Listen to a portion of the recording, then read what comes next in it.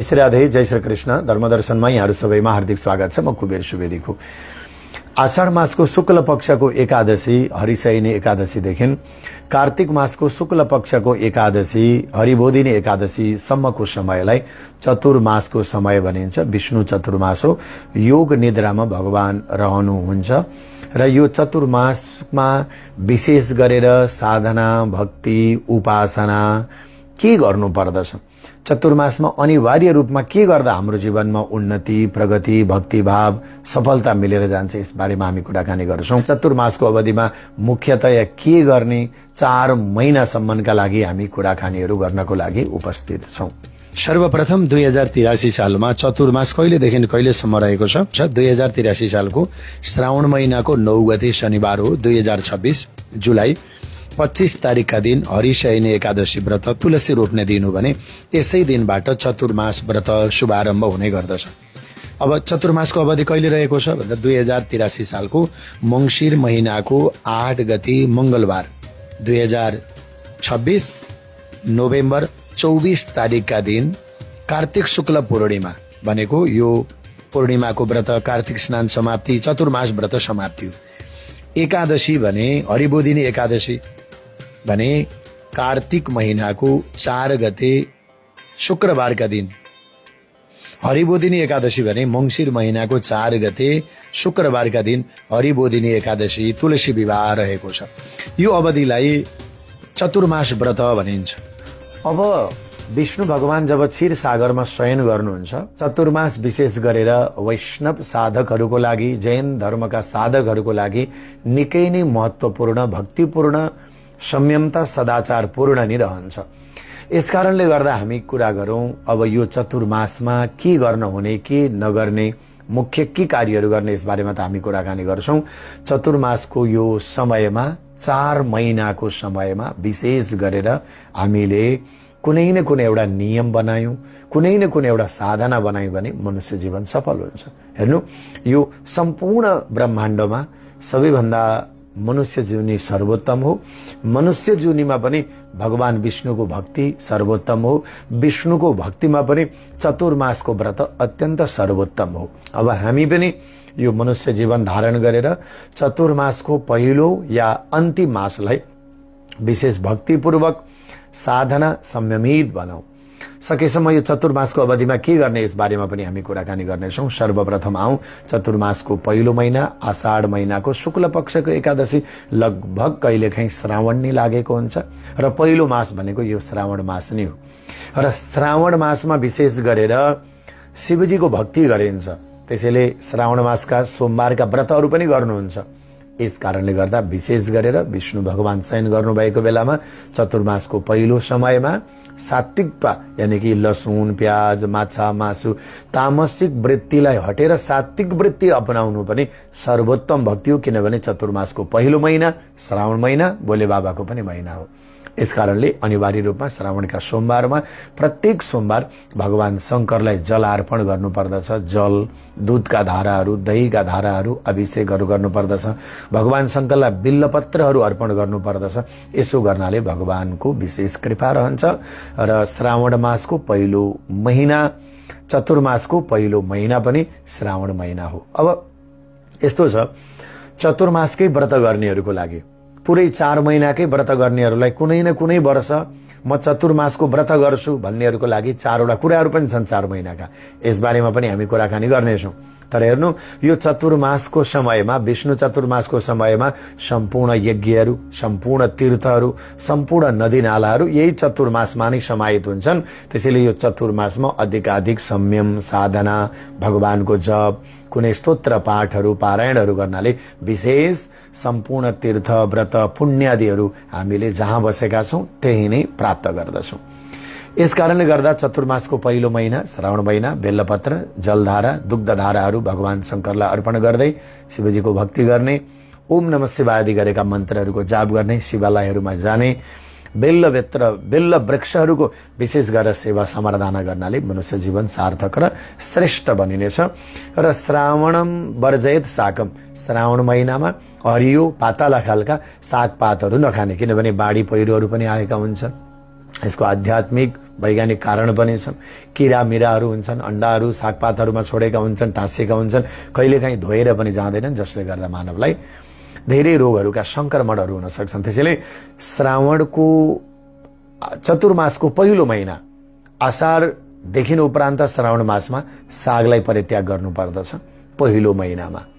अब चतुर्मासकै व्रतलाई कन्टिन्यू गर्नेहरूले दधि भाद्रपदे तथा अनि भदौको महिना लागे पछाडि दही नखानु, दहीलाई परित्याग गरिदिनु।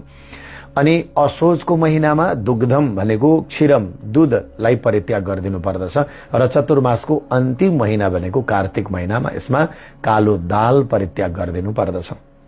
चतुर्मासको पहिलो महिना आषाढ श्रावण महिना जब लाग्दछ बेल्लपत्र अर्पण गर्ने र जब कार्तिक महिना अन्तिम महिना रहन्छ त्यो समयमा तुलसीका पत्रहरू, तुलसीका पातहरू, मन्जरीहरूले विशेष गरेर भगवान विष्णुको आराधना गर्ने, विष्णु भक्ति गर्नाले मनुष्य जीवनमा भोग र मोक्ष नि मिल्दछ। यो चतुर्मास श्रावण मास भोगको महिना, भगवानको महिना, प्राप्तिको महिना, कार्तिक मास दामोदर भगवानको महिना, मोक्षको महिना हो।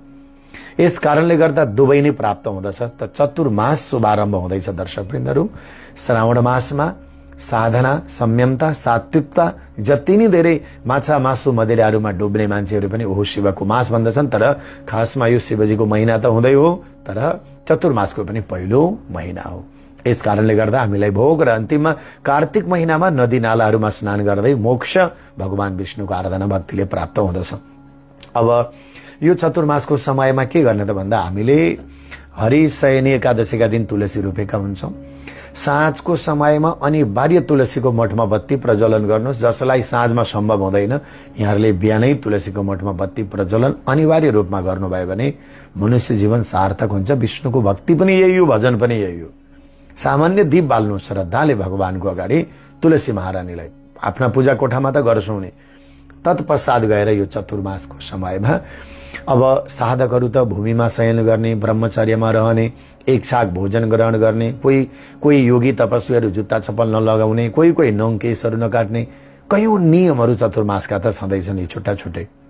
दर्शकवृन्द, यी सबै हामी घर गृहस्थीहरूलाई सम्भव नहुन सक्छ। यस कारणले गर्दा हरिशयनी एकादशीबाटै तुलसीलाई रोपेर साँझमा अथवा साँझमा नभ्याउनेहरूले बिहान अनिवार्य दीप प्रज्वलन गर्ने र केही इष्ट मन्त्र, केही गुरु मन्त्रहरू जुन छन् ती गुरु प्रदत्त मन्त्रहरूलाई पनि विशेष गरेर बिहान बेलुका जप गर्ने, एक माला दुई माला प्रयास गर्ने। चतुर्मासको समयमा सधैँ भ्याइँदैन भने बीचमा आउने एकादशी, पूर्णिमा, औँसी यस्ता विशेष पर्वका दिनहरूमा विशेष माला जापहरू गर्नाले पनि भोग र मोक्षहरू मिल्ने छ यो चतुर्मासको समयमा। दर्शकवृन्द, यस सँगसँगै चतुर्मासमा पर्ने एकादशी, 4 वटा महिनाका 8 वटा एकादशी अनिवार्य रूपमा गर्ने कोसिस पनि गर्नुहोला। हरिशयनी एकादशी नभए पनि सुरुको हरिशयनी, अन्तिमको हरिबोधिनी एकादशी त गर्नै पर्छ। अझ सम्भव भक्तिभाव बढ्दै गयो भने प्रत्येक महिनामा 2टा एकादशी आउँछन्। श्रावण मासका 2टा, भदौ महिनाका 2टा, असोज महिनाका 2टा र कार्तिक महिनाका 2वटा गरेर जम्मा 8 वटा एकादशीको व्रत गर्नुभयो भने मनुष्य जीवन सार्थक मिल्दछ। भगवान विष्णुले अपनाउनुहुन्छ यो चतुर्मासको समयको साधना। अब भदौको महिना आउँदछ, गणेशको उपासनाको महिना हो, दुबो हो।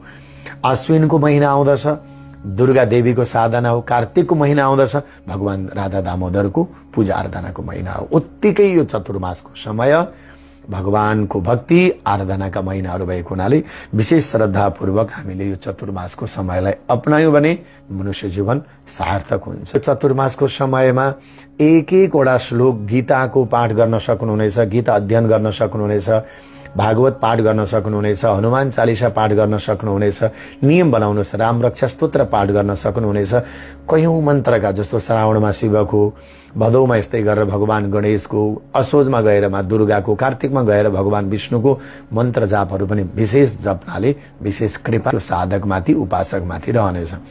यसकारणले गर्दा पनि यो चतुर्मासको समय अवधि हो भगवानका नाम मन्त्रहरू गायन गर्ने। अनि चतुर्मासका केही विशेष दिनहरूमा आफूले पनि दान पुण्य आदिहरू गर्न सकिनेछ, दीन दुखीहरूको सेवा गर्न सकिनेछ, कहीँ मठ मन्दिरहरूको परिक्रमा गर्न सकिनेछ। यी त भए चतुर्मासका हामीले गर्नुपर्ने आध्यात्मिक साधना उपासनाका कुराहरू। जति सकिन्छ त्यति गरौँ, भक्तिभावले गरौँ, स्मरण गरौँ, श्रवण गरौँ। यसो गर्नाले मनुष्य जीवन सार्थक हुन्छ। हामीलाई देवताहरू मध्येमा सर्व कल्याण गर्ने, मोक्ष दिने, भक्ति प्रदान गरिदिने, जसको उपासना आराधनाले कल्याण गर्ने देव हुनुहुन्छ ती नै श्री हरि विष्णु भगवान नारायण हुनुहुन्छ। उनै नारायण शयन गर्नुभएको बेलामा नै, योग निद्रामा रहनु भएको बेलामा चतुर्मास व्रत हुन्छ। यो हामी सबैको कल्याणको लागि हो। त्यसैले विष्णु भगवान जब शयन गर्नुहुन्छ नि, माङ्गलिक कर्म हुँदैन, भनेको केश मुण्डन गरिँदैन, व्रतबन्ध गरिँदैन, विवाह गरिँदैन, किनभने हामीलाई सबैलाई मङ्गल प्रदान गरिदिने देव शयन गर्नुभएको हुन्छ। जब भगवान जागा हुनुहुन्छ तब माङ्गलिक कार्यहरू पनि सुरु हुन्छन्। त्यसैले शुभ कार्य, तपस्या जस्ता, साधना जस्ता, भक्ति बढाउने, आत्मकल्याण गर्ने कार्यहरू यो चतुर्मासमा केही न केही सबैले गरौँ, केही न केही सुनौँ, केही न केही बुझौँ। मनुष्य जीवनको कल्याण हुनेछ। हस्त हाम्रा सम्पूर्ण दर्शक वृन्दहरूलाई चतुर्मासको बारेमा हामीले कुराकानी गरौँ। प्रत्येक वर्ष नै चतुर्मासका भिडियोहरू केही न केही रहन्छन्, हामीले सुनाउने गरेका छौँ हजुरहरूलाई। यस वर्ष पनि चतुर्मासको अवधि यिनै महत्त्वपूर्ण जानकारीहरू गराउँदै अहिलेलाई म कुबेर सुवेदी बिदा हुन्छु।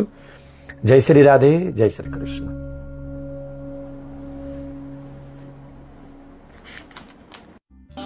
सत्सङ्गबाट समाधानको दर्शन, धर्म दर्शन।